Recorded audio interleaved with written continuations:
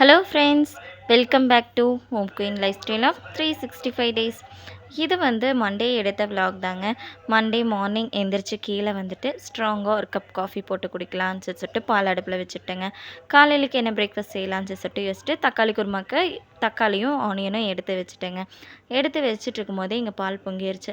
ஸ்ட்ராங்காக ஒரு cup coffee எனக்கு போட்டுட்டேன். அக்கா வந்து பிளாக் காஃபி தான் வேணும்னு சொல்லி கேட்டால், ஸோ அக்காவுக்கு வந்து பிளாக் காஃபி போட்டுடலாம் அப்படின்னு சொல்லிட்டு அக்காவுக்கு தண்ணி அடுப்பில் வச்சுட்டேங்க. 2 பேரும் சேர்ந்து காஃபி குடித்தோம். காஃபி குடிக்கும் போதே அக்கா சொல்லிட்டா, இன்றைக்கி மார்னிங்க்கு வந்து பிரேக்ஃபாஸ்ட் நீ செஞ்சிரு, எனக்கு கொஞ்சம் வெளியே வேலை இருக்குது அப்படின்னு சொல்லிட்டு சொன்னால், அக்காவுக்கு வெளியே என்ன வேலை இருக்குன்னு இந்த வீடியோவோட இடையில நான் சொல்கிறேங்க.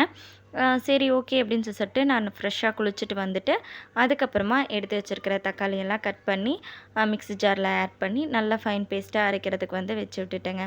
வச்சு விட்டுட்டு கையோடு வந்து வெங்காயம் கட் பண்ணிடலான்னு சொல்லிட்டு வெங்காயத்தை தெளித்து ஒரே ஒரு பெரிய வெங்காயம் கட் பண்ணி எடுத்துக்கிட்டேன். அதோடனா கருவேப்பிலை சேர்த்து எடுத்து வச்சுக்கிட்டேங்க.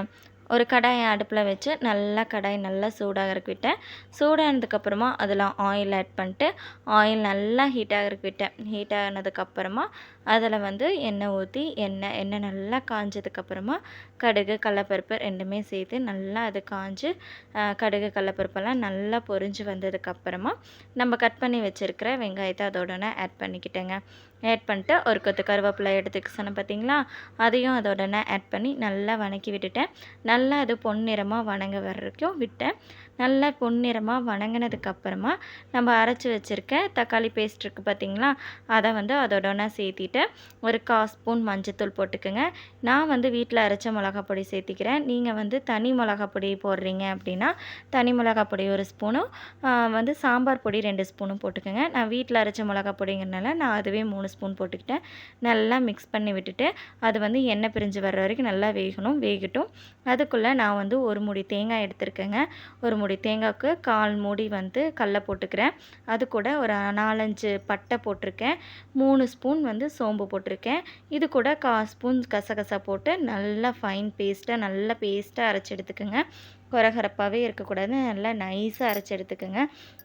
நல்லா தக்காளி வந்து அரைச்சி ஊற்றியிருந்தோம் பார்த்தீங்களா, நல்லா எண்ணெய் பிரிஞ்சு வந்ததுக்கப்புறமா நம்ம அரைச்சி வச்சுருக்கிற இந்த பேஸ்ட்டை வந்து அதோடனே ஆட் பண்ணிட்டு குழம்பு இன்னும் உங்களுக்கு எந்த அளவுக்கு குழம்பு தேவையோ அந்த அளவுக்கு தண்ணி ஊற்றி நல்லா உப்பு போட்டு நல்லா கொதிக்க விடுங்க.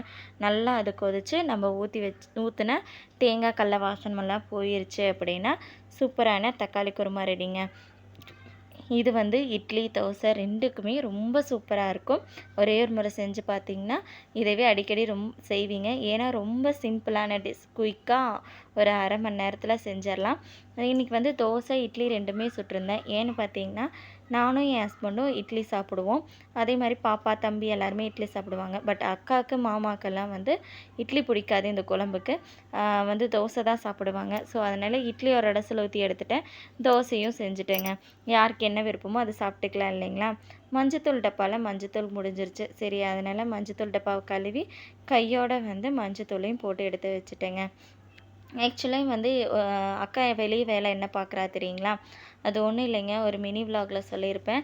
மரம் கீழே சாஞ்சிருச்சுன்னு சொல்லிட்டு அந்த மரம் வந்து வெட்டுறக்கு வந்திருந்தாங்க. அதை வெட்டி எடுத்து க்ளீன் பண்ணிட்டு போகிறேன்னு சொல்லிட்டு அதை அங்கே தான் நின்று பார்த்துட்டு இருந்தா. தம்பி கொஞ்சம் அழுதா. இதெல்லாம் வந்து ப்ராப்பராக க்ளீன் பண்ணணும். அதே மாதிரி எங்கள் வீட்டில் ஒரு குட்டி கார்டன் இருக்குது, அதையும் கொஞ்சம் க்ளீன் பண்ண வேண்டியது இருந்துச்சு. பூ பூக்காமையே இருந்துச்சுங்களா, ஸோ அதனால் வந்து அதையும் கொஞ்சம் வெட்டி விட்டால் நல்லா தலையும்னு சொல்லிட்டு அதுக்காக நின்று பார்த்துட்டு இருந்தா. சரி ஓகே, அவள் வெளியே நின்று பார்த்துட்ருக்கா அப்படின்னு சொல்லிட்டு நான் வீட்டுக்குள்ளே வந்து வீடெல்லாம் க்ளீன் பண்ணிடலாம். எல்லா குட்டீஸுங்கெல்லாம் பொம்மைங்களெல்லாம் எடுத்து போட்டு வச்சுருந்தாங்க. எல்லாத்தையும் எடுத்து வச்சு நல்லா வீட்டை நீட்டாக கூட்டி விட்டுடலாம். எப்படியும் கூட்டி விட்டு இப்போ குட்டீஸுங்கெல்லாம் கீழே வந்ததையும் எல்லாமே கசகசன்னு பண்ணிடுங்க. இருந்தாலும் நம்ம வேலையை அப்படியே நீட்டாக பண்ணி வச்சிட்டோம் அப்படின்னா தான் நம்மளுக்கு ஒரு நிம்மதி இருக்கும் இல்லைங்களா. இந்த சோஃபாவுக்கு வந்து நான் இந்த பெட்ஷீட் போட்டு வைப்பேன். குட்டீஸுங்க வந்த உடனே இந்த பெட்ஷீட்டை எடுத்துருங்க. ஏன் பெட்ஷீட் போட்டு வைக்கிறேன்னு பார்த்தீங்கன்னா, குட்டீஸுங்க வந்து நம்ம சொன்னால் கேட்குறதே இல்லை. டைனிங் டேபிளில் உட்காந்து சாப்பிடு அப்படின்னு சொன்னால் கேட்கவே மாட்டாங்க. டிவி பார்த்துட்டு சோஃபா மேலே தான் உட்காந்து சாப்பிடுவாங்க. சோஃபா மேலே ஃபுல்லாக சிந்திரும். அந்த கேப்லலாம் போய் சிக்கிருச்சுன்னா எடுக்கவே முடியாது இல்லைங்களா.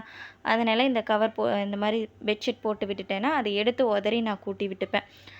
எல்லா கிச்சன்லேருந்து எல்லாமே க்ளீன் பண்ணதுக்கப்புறமா சரி கொஞ்சம் நேரம் ரிலாக்ஸாக அக்கா வீட்டிலேருந்து எடுத்துகிட்டு வந்த சாக்லேட் சாப்பிட்லான்னு சொல்லிட்டு உட்காந்தேன்.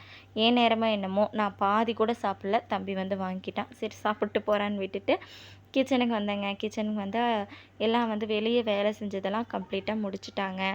அதனால் வந்து அக்கா வந்து ஸ்ட்ராங்காக ஒரு கப் காஃபி மறுபடியும் போட்டு தர்றியா அப்படின்னு சொல்லி கேட்டிருந்தா. ஸோ அதனால் வந்து எனக்கு, அக்காவுக்கு, அப்புறம் என் ஹஸ்பண்ட்க்கு, அப்புறம் எங்கள் மாமனாருக்கு, எங்கள் 4 பேர்த்துக்கும் வந்து காஃபி போட்டேன். எங்கள் மாமியார் வந்து காஃபியே குடிக்க மாட்டாங்க. அப்படியே குடிக்கணும் ஏதோ ஒரு மாதிரி இருக்குது குடிக்கணும்னா கூட பிளாக் காஃபி மார்னிங் மட்டும்தான் குடிப்பாங்க.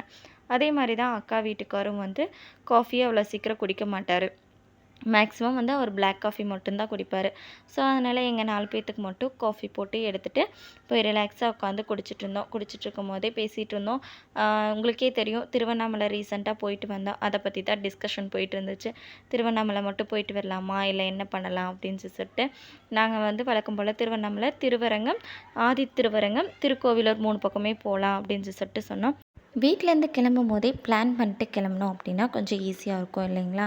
அதுவும் கிரிவலம் நடக்கிறதுனால கம்மியாக மட்டும் போய்க்கலாம். வர்ற வழியில் வேறு எந்த கோயிலுக்கும் போக வேண்டாம் அப்படிங்கிற ஒரு பிளானிங்கில் இந்த 3 கோயிலுக்கு மட்டும் போகலாம் அப்படின்ட்டு தாங்க கிளம்புனோம். ஒரு 11:30 மணிக்காட்டவே கிளைமேட் ரொம்ப நல்லாவே சேஞ்ச் ஆயிடுச்சுங்க. நல்லா கருக்கல் கட்டிடுச்சு. பயங்கரமாக மழை வரப்போகுதுன்னு நான் நினைக்கிறேன். நான்லாம் ஸ்கூல் படிக்கும் போதெல்லாம் மே மாதம் ஃபுல்லாக பயங்கரமாக வெயில் அடிக்கும். ஜூன் ஸ்டார்டிங்கில் தான் ஏதோ கிளைமேட் கொஞ்சம் மாறும். இப்போல்லாம் பாருங்கள் மே மாதமே நல்ல மழை பெய்யுது. இந்த அக்னி நட்சத்திரம் ஆரம்பித்ததுலேருந்து மழை நல்லாவே பெஞ்சிட்டு தான் இருக்குதுன்னு சொல்லலாம் இல்லைங்களா? நல்லா ஸ்கூல் படிக்கும்போது ஐப்பசி மாதம் தான் அடமழை காலம்னு சொல்லிட்டு சொல்லுவாங்க. ஐப்பசியில் வந்து மழை பெய்யும் போது ஆஃப் டே ஸ்கூல் லீவ் விட்டுருவாங்க. அப்போ வெளியே வந்தோம் அப்படின்னா இந்த குச்சி ஐஸ் வந்து ₹2 ஐஸ் விற்பாங்க. சேமியா ஐஸ். அதை சாப்பிட்டுக்கிட்டே மழையில் நனைஞ்சிக்கிட்டே வரும்போது அவ்வளோ ஒரு ஜாலியாக இருக்குங்க. எனக்கு ரொம்ப பிடிக்கும். நீங்கள் சாப்பிட்ருக்கீங்க அப்படின்னா இந்த வீடியோக்கு ஒரு லைக் பண்ணிடுங்க. எனக்கு சப்போர்ட் பண்ணுற எல்லாத்துக்கும் ரொம்ப ரொம்ப தேங்க்ஸ் ஃபார் வாட்சிங்.